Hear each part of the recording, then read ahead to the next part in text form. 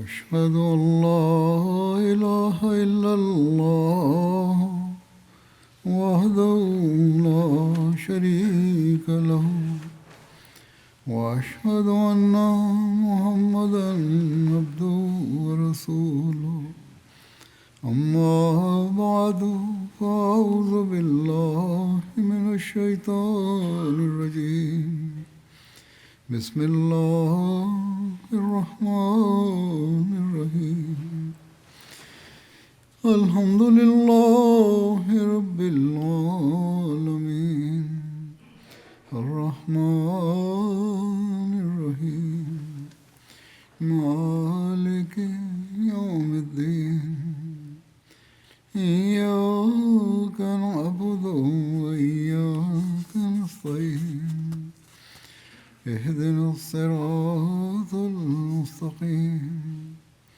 صراط الذين أنعمت عليهم غير المغضوب عليهم ولا الضالين.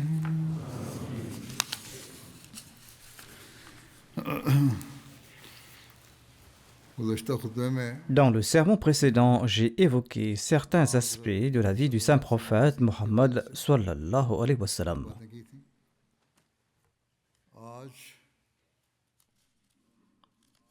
Aujourd'hui, je vais exposer certains aspects de sa vie concernant l'amour d'Allah. Il est possible que certains points aient déjà été mentionnés brièvement auparavant, mais ils seront mentionnés en détail ici.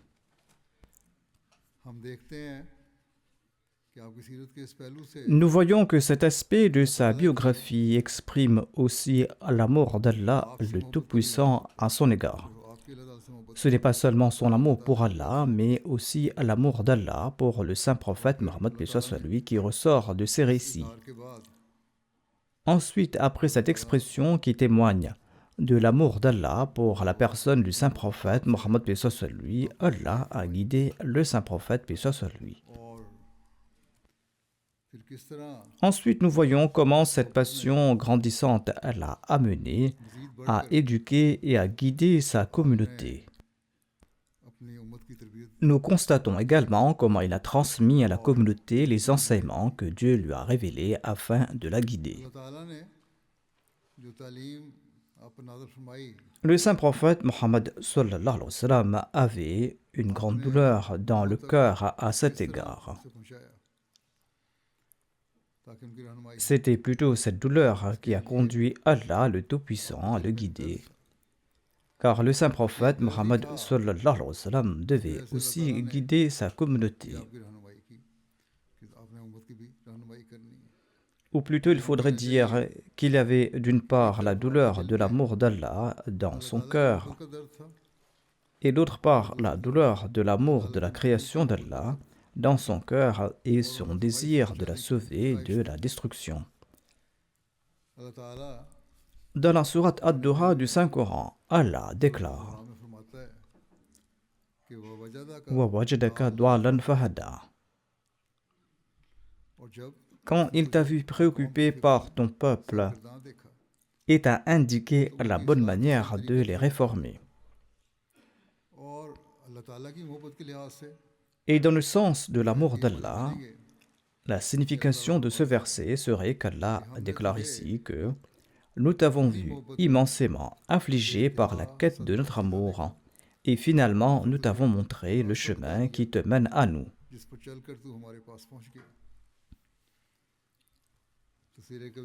Dans son Tafsir Kabir, l'imam Razi présente l'explication du verset Wa wajadaka dwalan fahada. Il écrit que l'un des sens de dalal est l'amour. Comme il est dit dans la parole d'Allah, Innaka lafi dalalikal kadim, où dalal signifie ton amour. Par conséquent, le sens serait que tu es un amoureux. Alors je t'ai guidé vers des chemins à travers lesquels tu peux servir ton bien-aimé et atteindre les étapes de la proximité. Par ceci, Allah le Tout-Puissant a témoigné que tu es rempli d'amour pour Allah. Nous voyons l'expression de cet amour dans différents récits. Cet amour qu'Allah le Très-Haut avait pour le saint prophète Mohammed paix soit lui, et l'amour que le saint prophète Mohammed paix soit lui avait pour la personne de Dieu. Le Messie premier d'Islam déclare à un endroit que celui qui connaît très bien les styles et les manières d'expression du Saint-Coran ne saurait ignorer qu'Allah, le très généreux, le très miséricordieux, utilise parfois pour ses serviteurs élus, ses serviteurs particuliers, des mots qui apparaissent disgracieux à première vue, mais qui, dans leur sens, sont extrêmement louables et constituent des paroles d'éloge.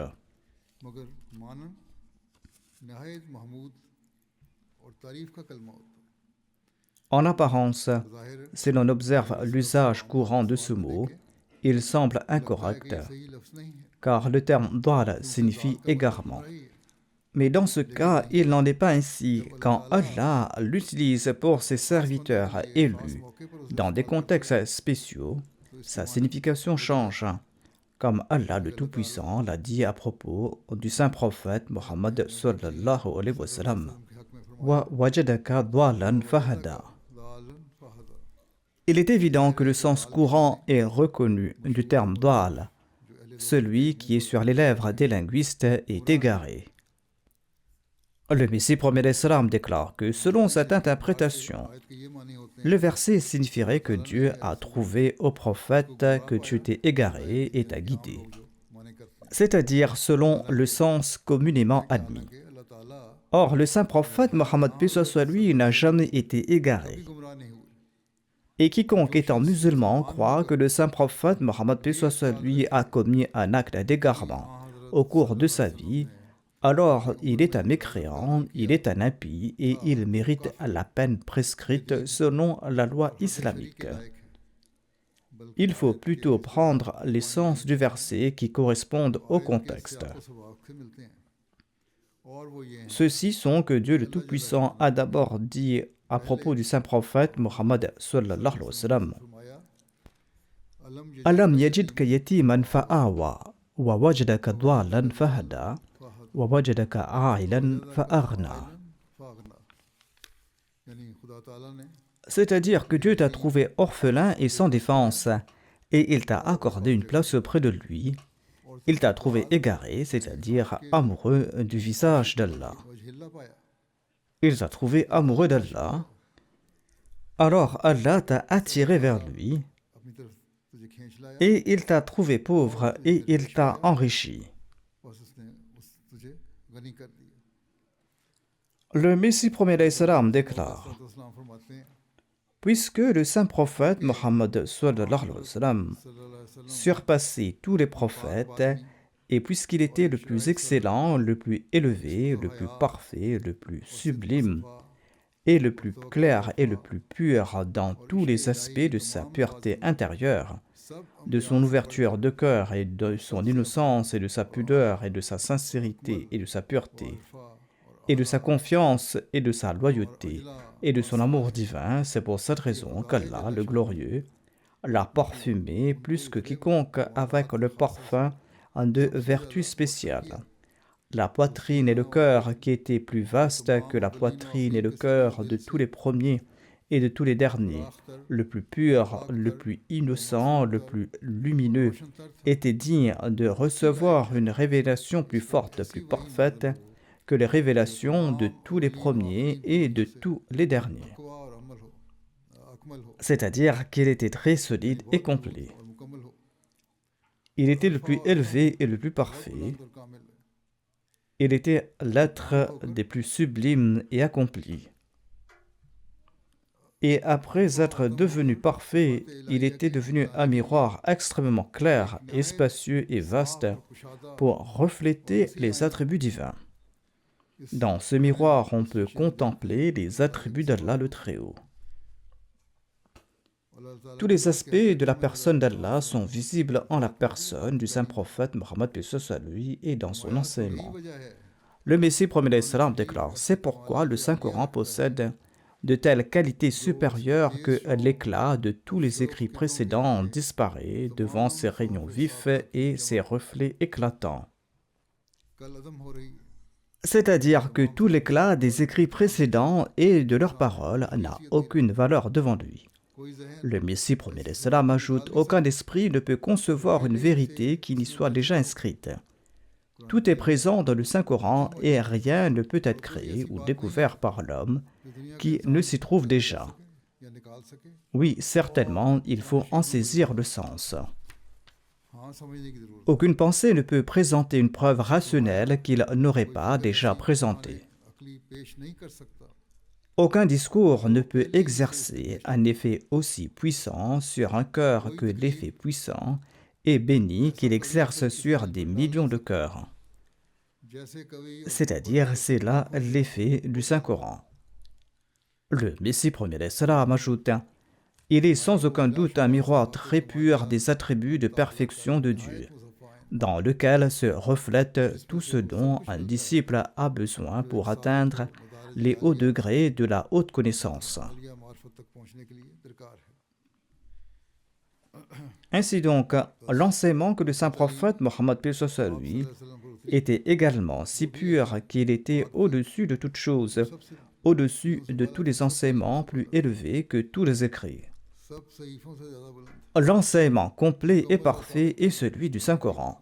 C'est pourquoi l'existence du saint prophète Mohammed lui porte cet enseignement. C'est-à-dire qu'elle est aussi complète et parfaite, et c'est ce qu'il a démontré. Le livre qui lui a été révélé l'a été précisément parce que son être est plus accompli que celui de tous les autres êtres humains, et c'est lui qui est l'homme parfait, un rang que nul autre ne peut atteindre. Oui, Allah déclare: vous avez en lui un bel exemple, efforcez-vous de le suivre. C'est pourquoi Allah a également demandé au saint prophète, paix soit lui, d'annoncer que قُلْ إِن كُنْتُمْ تُحِبُّونَ اللَّهَ فَاتَّبِعُونِي يُحْبِبْكُمُ اللَّهُ وَيَغْفِرْ لَكُمْ ذُنُوبَكُمْ وَاللَّهُ غَفُورٌ رَحِيمٌ. C'est-à-dire, dit aux gens: si vous aimez Allah, eh bien suivez-moi, alors il vous aimera et il vous pardonnera vos péchés, et Allah est pardonneur et il est très miséricordieux. C'est à travers l'exemple du saint prophète Mohammed lui que l'on doit apprendre les moyens d'obtenir l'amour d'Allah. Les manifestations de l'amour du saint prophète Mohammed envers Allah que l'on peut observer dans les hadiths et les récits témoignent également de cela.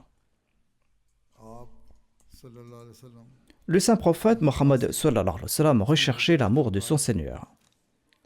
Et il faisait cette prière à cet égard: Allahumma inni as'aluka hubbaka wa hubba man yuhibbuka wal amal alladhi yuballighuni hubbaka. Allahumma ij'al hubbaka ahabba ilayya min nafsi wa ahli wa min al-ma'il barid. Oh Allah, je te demande ton amour, l'amour de ceux qui t'aiment et l'action qui me fait atteindre ton amour. Oh Allah, fais que ton amour soit plus cher à mon cœur que moi-même, ma famille et l'eau fraîche.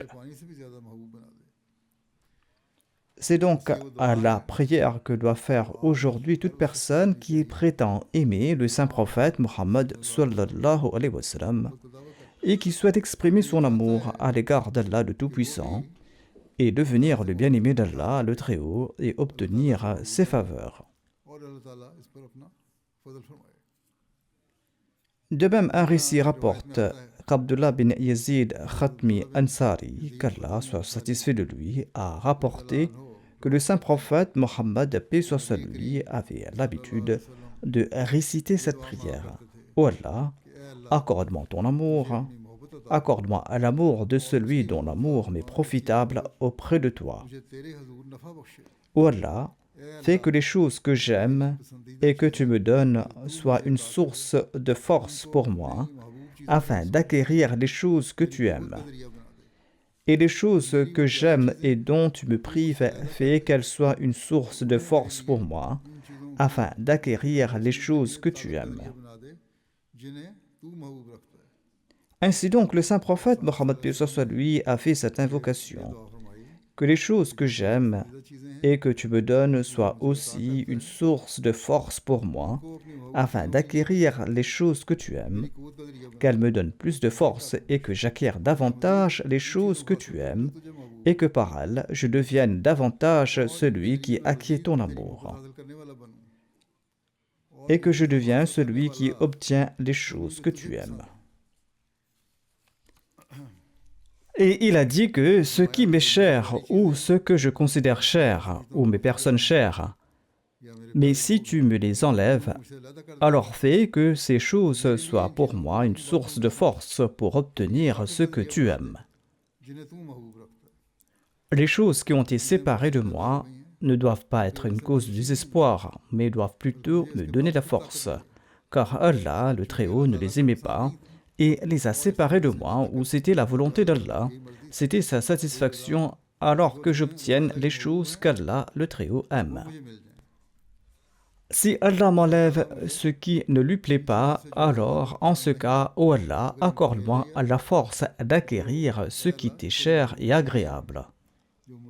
جو پسندیدہ باتیں ہیں C'était انہیں donc حاصل une کرنے کے لیے expression de son میرے لیے amour مجھے pour Allah. طاقت عطا کروا. بس یہ آپ کی محبت کا اظہار تھا اللہ تعالیٰ سے.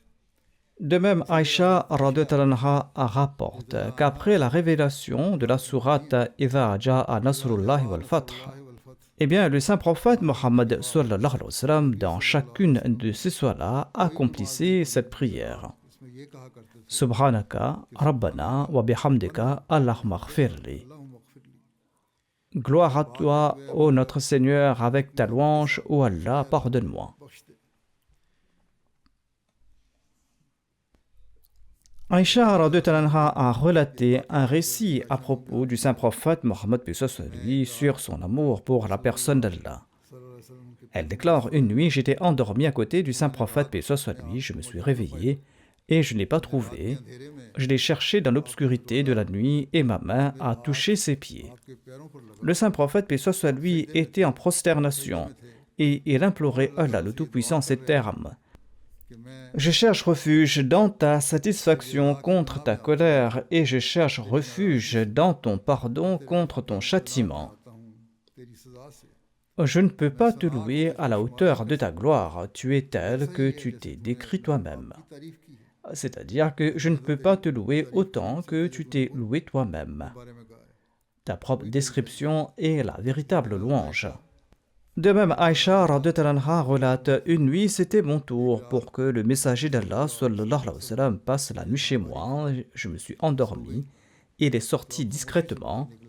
J'ai pensé qu'il était peut-être parti chez une autre de ses épouses. اپنی کسی دوسری بیوی کے ہاں تشریف لے گئے. Je suis sortie toute jalouse et j'ai vu qu'il était prosterné sur le sol comme une boule de vêtements. زمین پر سجدہ ریز Et je lui ai entendu réciter cette prière. سجدہ لکا سوا Sajada laka sawadi wa khayali wa amana bika fuwadi. وما جنیت علی نفسی. Rabbi hadhihi dini wa ma janaytu ala nafsi. لكل عظیم Ya azim yurja likulli azim.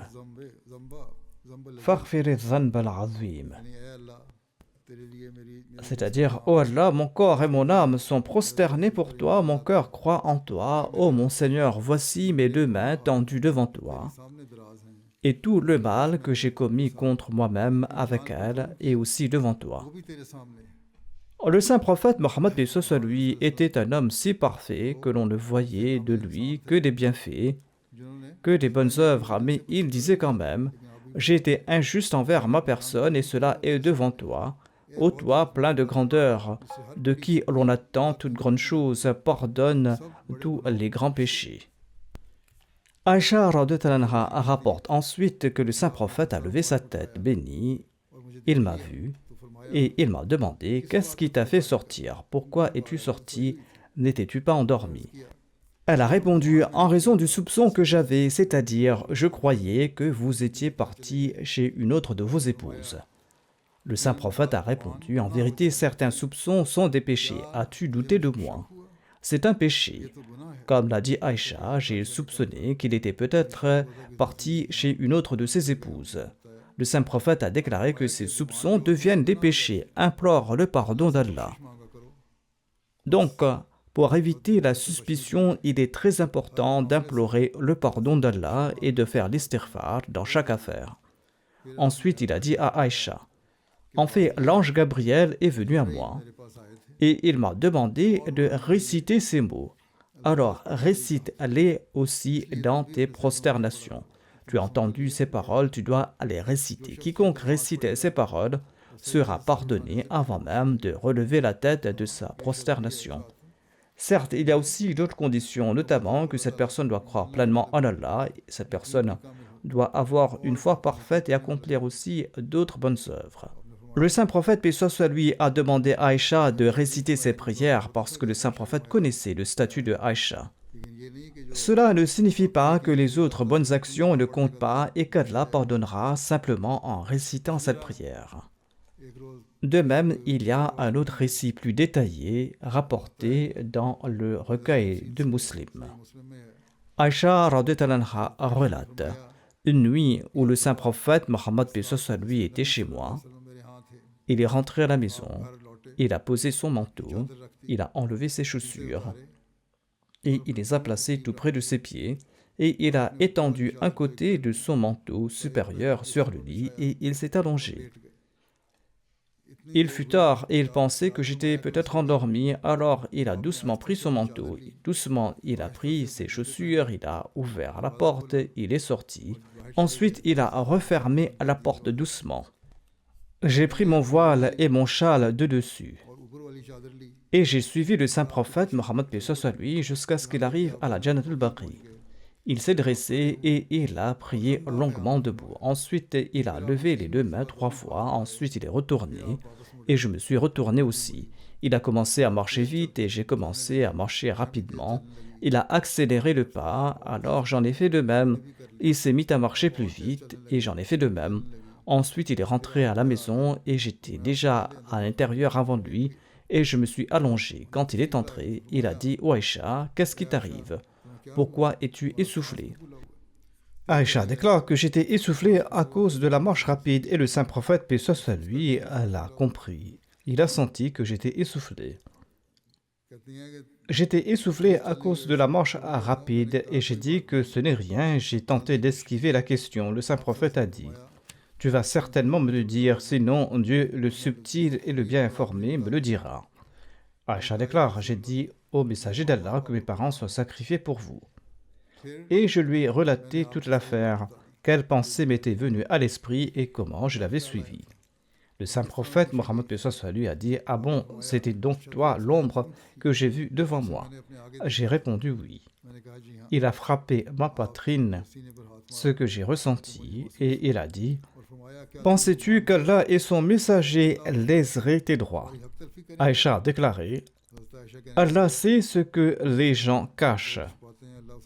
Certes, Allah, le Très-Haut, le sait, et il va le révéler au prophète, mais je vais vous informer, et je vous ai informé de ce que j'avais dans le cœur. » Le saint prophète, paix soit sur lui, a déclaré: « L'ange Gabriel était venu me voir au moment où tu m'as vu sortir.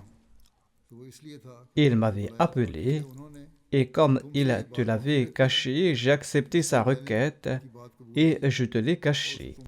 C'est pour cette raison que je ne te l'avais pas dit, et que je suis parti avec lui. Je pensais que tu dormais, et je n'ai pas voulu te réveiller. » C'est ce que le saint prophète, paix soit sur lui, a dit à Aïcha, parce que j'avais peur que tu te sentes seule. Si j'étais parti en te prévenant, tu aurais dit que tu es seul aujourd'hui.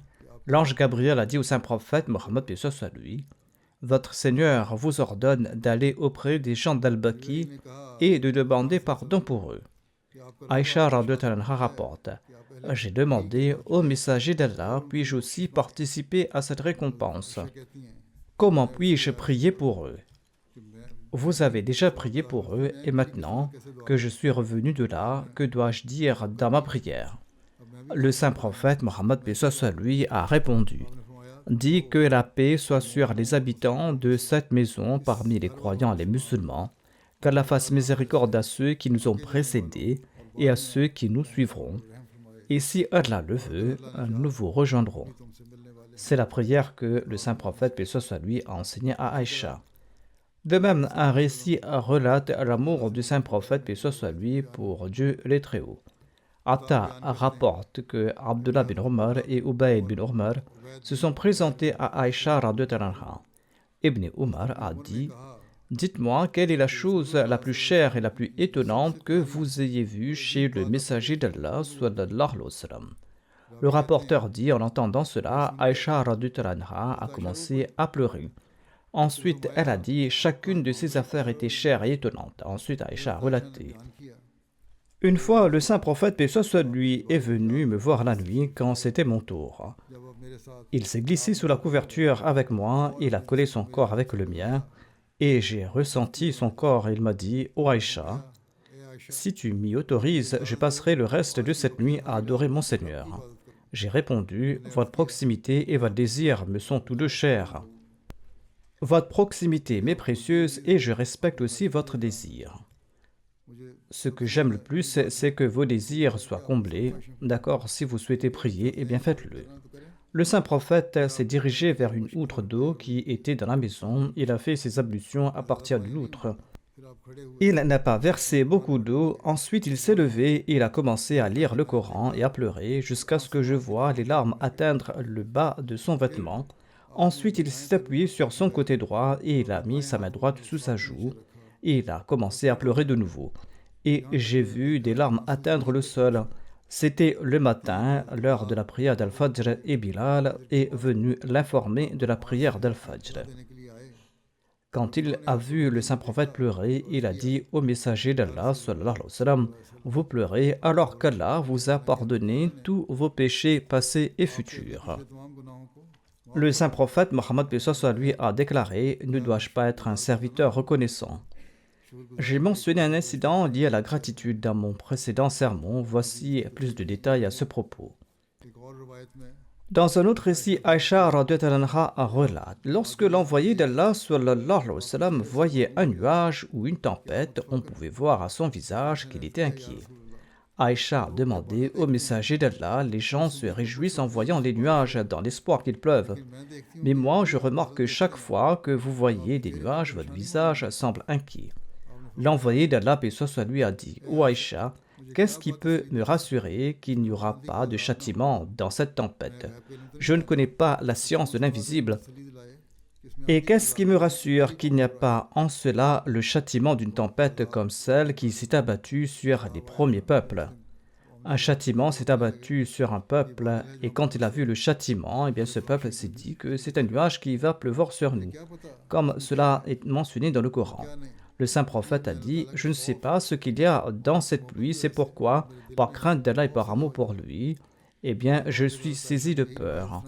Aïcha a rapporté que quand le saint prophète, paix soit lui, voyait des nuages dans le ciel, il allait et il venait à l'intérieur et à l'extérieur et son visage changeait. Et quand les nuages commençaient à pleuvoir, son anxiété disparaissait. C'est-à-dire que quand la pluie tombait normalement des nuages, Aïcha a interrogé le saint prophète sur la cause de cet état. Il a répondu que je ne sais pas si ce ne sont pas les mêmes nuages que ceux dont le peuple d'Ad a parlé, selon le verset de la sourate Al-Ahqaf. Lorsqu'ils ont vu un nuage se diriger vers leur vallée, ils ont déclaré: voici un nuage qui va pleuvoir sur nous. Mais ces nuages leur ont apporté un châtiment.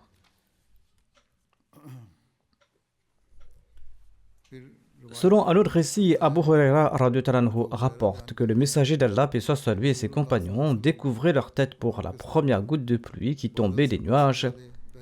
Et le messager d'Allah, paix soit lui, disait: c'est une nouvelle bénédiction qui vient de la part de notre Seigneur le Glorieux, le Très-Haut, et c'est la plus bénie. Telle était son habitude lorsqu'il pleuvait normalement. Dans un récit, Urwa bin Zubair rapporte: j'ai demandé à Abdullah bin Amr bin al-As de me raconter le pire traitement que les polythéistes avaient infligé au saint prophète Mohammed sallallahu alayhi wa sallam.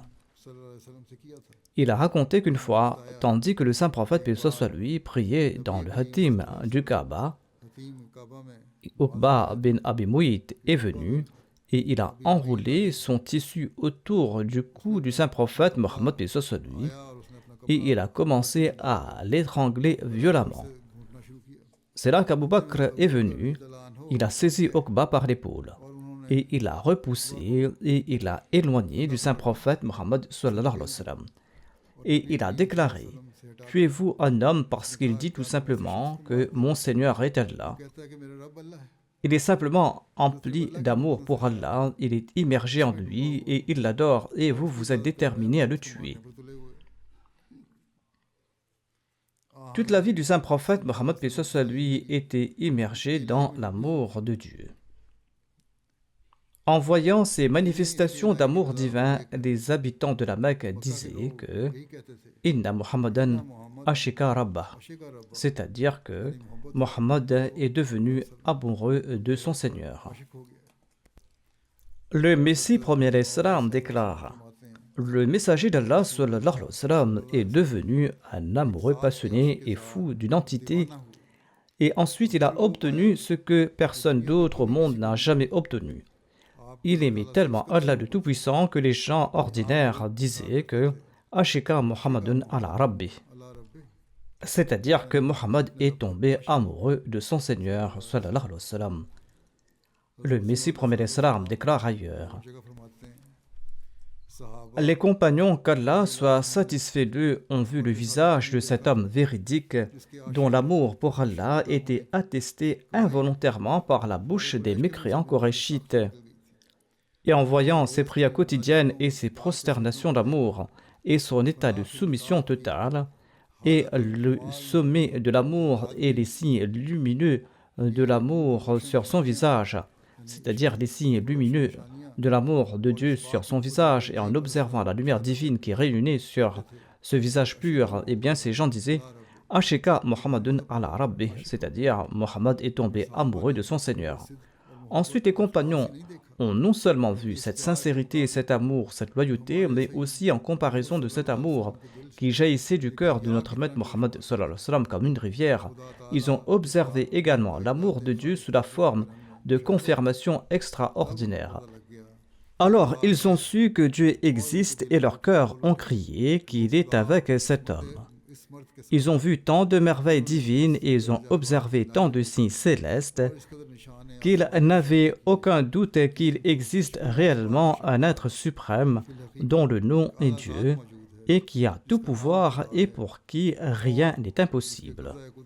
C'est pourquoi ils ont accompli ce travail avec sincérité et pureté et ils ont fait preuve d'un dévouement qu'un être humain ne peut égaler tant que tous ses doutes ne se sont pas dissipés et tant qu'il n'a pas vu de ses propres yeux que cette entité pure se réjouit que l'homme embrasse l'islam et suive de tout cœur le noble prophète Mohammed sallallahu alayhi wa sallam. Alors, après cette certitude absolue, la façon dont ils ont montré leur suivi, l'ardeur avec laquelle ils ont agi et la façon dont ils ont sacrifié leur vie pour leur guide élu, tout cela est impossible sans cette expérience. Ali radhiyallahu anhu rapporte qu'il a demandé au messager d'Allah sallallahu alayhi wa sallam au sujet de sa voie, c'est-à-dire de sa méthode. Il a demandé quelle est votre voie et le saint prophète Mohammed paix soit lui a répondu: la connaissance est mon capital. C'est-à-dire, il a demandé au saint prophète Mohammed paix soit lui quels sont les aspects de sa vie, quelle est la méthode sur laquelle sa vie est fondée. Le saint prophète a répondu: la connaissance est mon capital et la raison est la base de ma religion. Allah m'a accordé la connaissance, c'est mon capital, ma richesse. Allah m'a accordé l'intelligence et je l'utilise dans la quête de l'amour d'Allah et en suivant les principes qu'il a énoncés.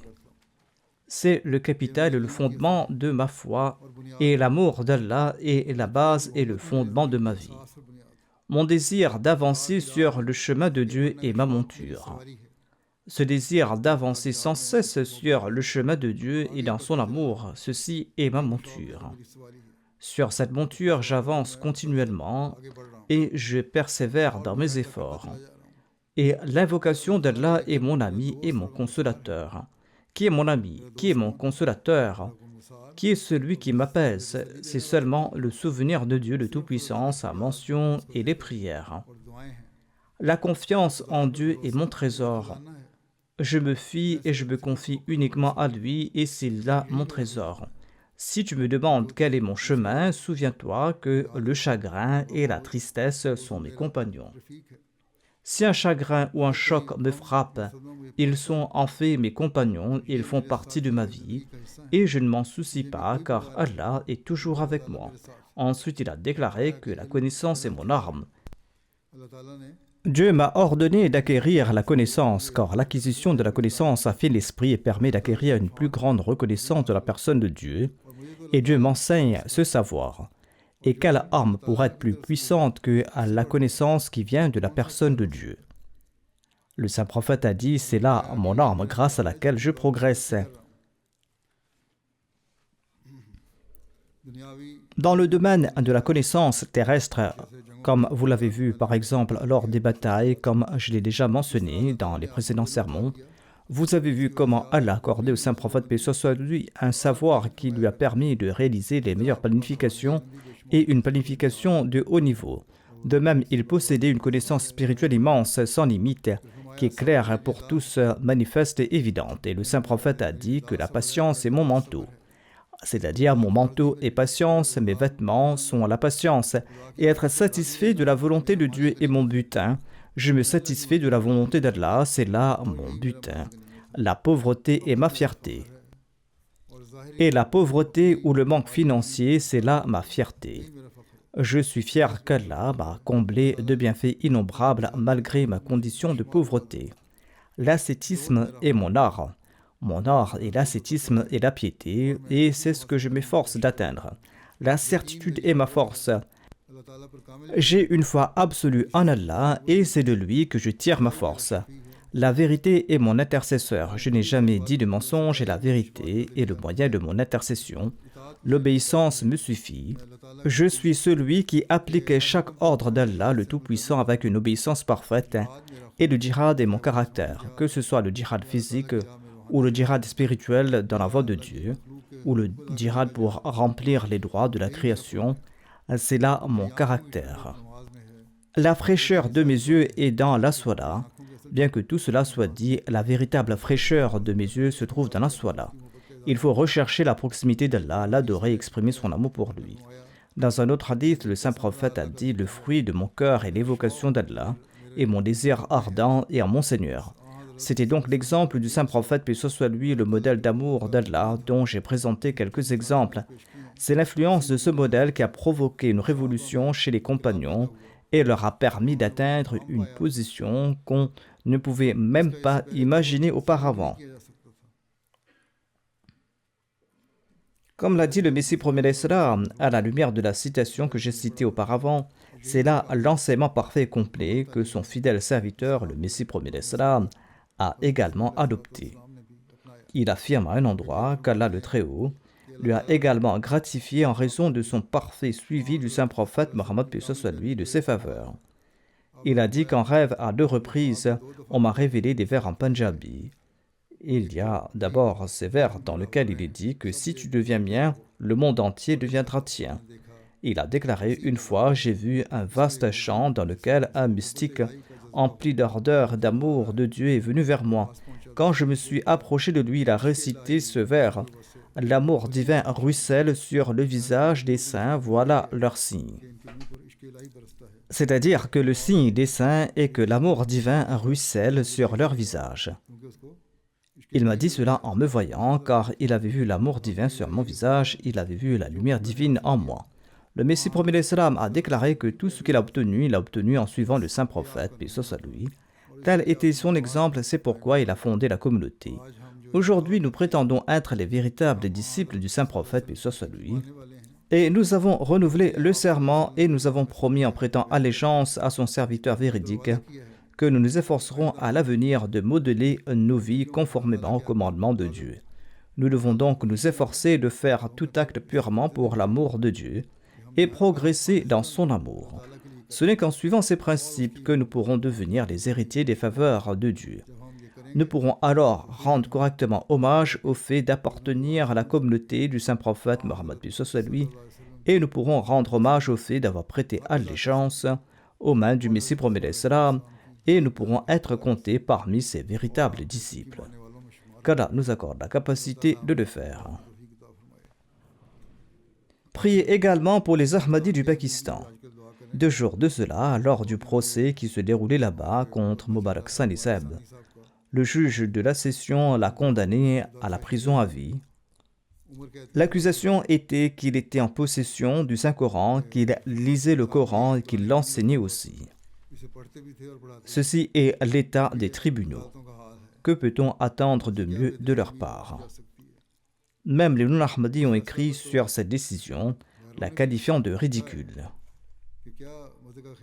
Bien que certains mollahs la louent publiquement, vantant cette grande décision et faisant l'éloge du juge.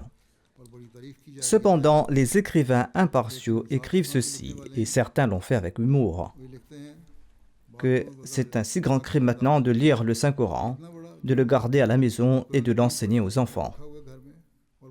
C'est donc l'état de ces prétendus ulémas et de leurs disciples.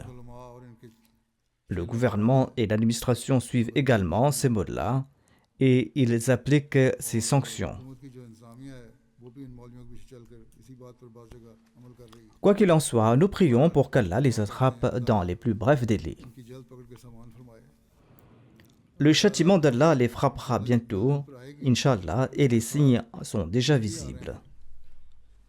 Mais nous devons nous soucier que cela ne soit pas retardé en raison de nos manques de prières, de nos prières insuffisantes, de nos actes et de notre incapacité à accomplir correctement nos devoirs religieux, comme le saint prophète Mohammed lui, qui parfois avait peur en voyant des nuages et priait.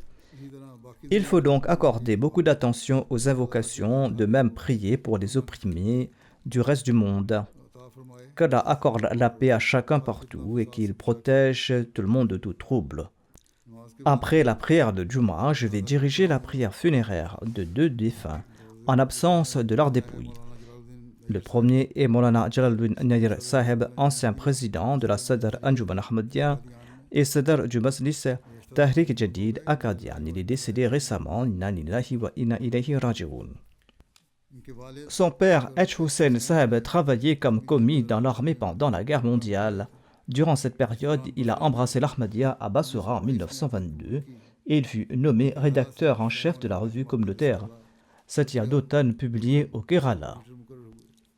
Il était originaire du Kerala, ensuite il est reparti là-bas après son service militaire. H. Hussein, le père du défunt, répondant à l'appel du deuxième calife à la colonisation de Qadian en 1950, est venu à Qadian avec toute sa famille. Ils se sont installés là-bas, mais il est décédé à Qadian en moins d'1 an. La mère de Maulana Jalaluddin Saheb Nayar, Zubayda Sultana Saheba, s'est ensuite remariée là-bas avec Chaudhry Abdul Haq Saheb, qui était un derviche et qui avait pris en charge les frères et les sœurs de Nayar Saheb.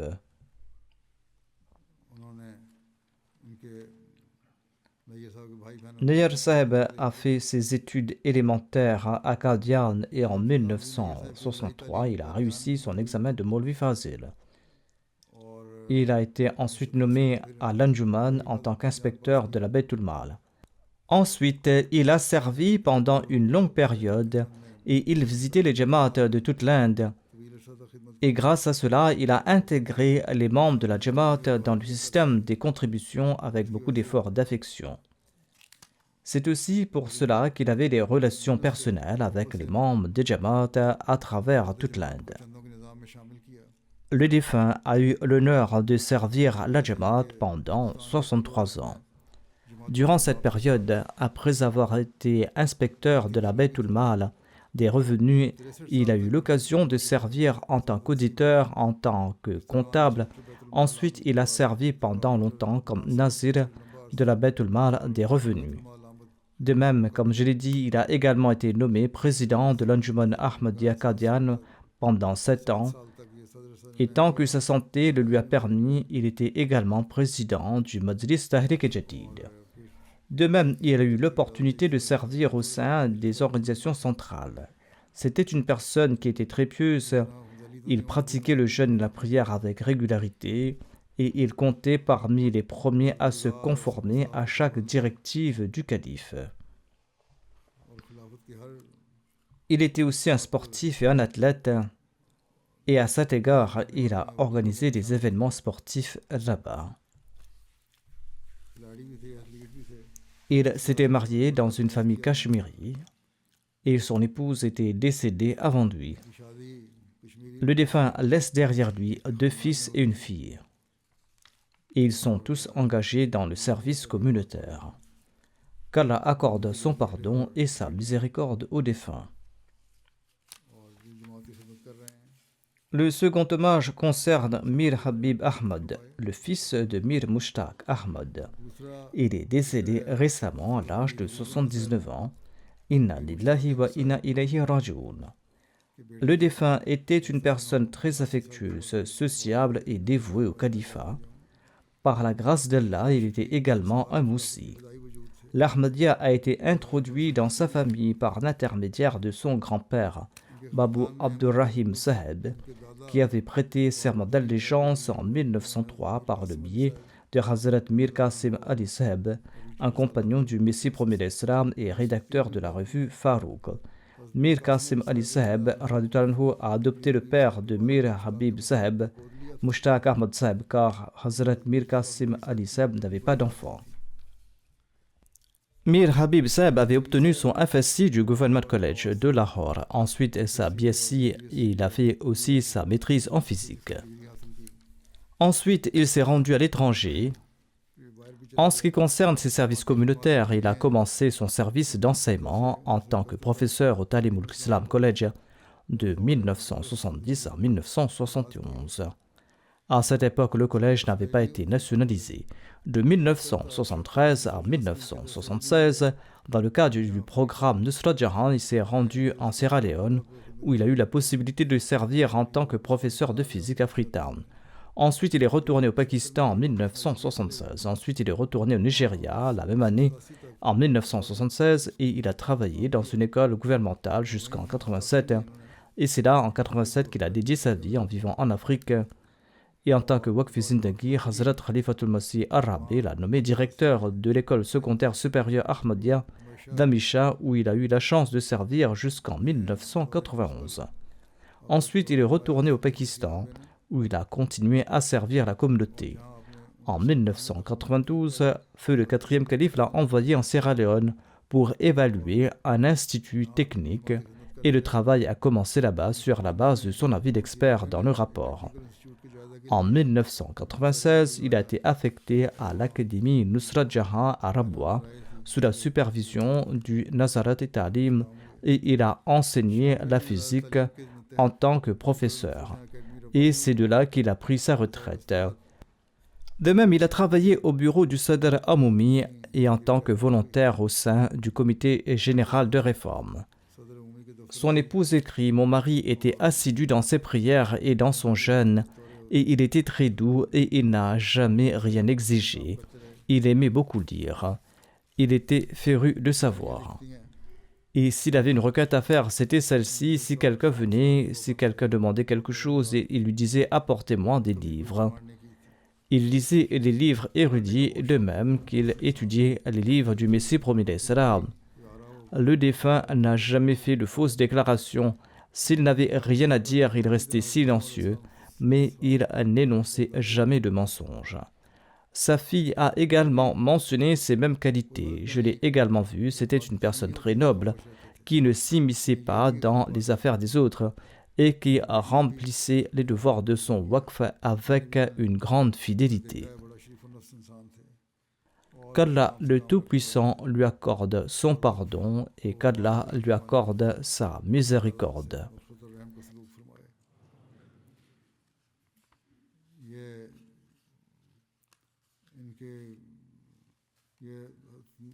Il était marié avec la petite-fille de Hazrat Mir Ishaq Saheb, Sayyidna Lubna, la fille du major Sayyid Ahmad Saheb.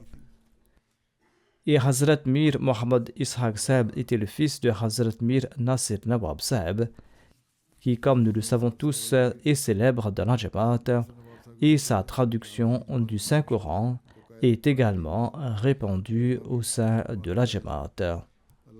Qu'Allah accorde son pardon et sa miséricorde aux défunts.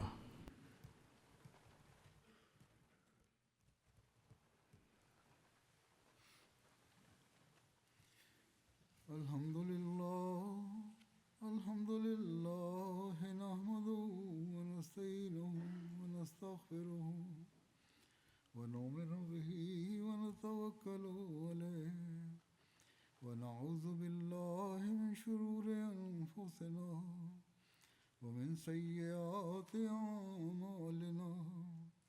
Man yahdihillahu fala mudilla lahu wa man yudlilhu fala hadiya lahu.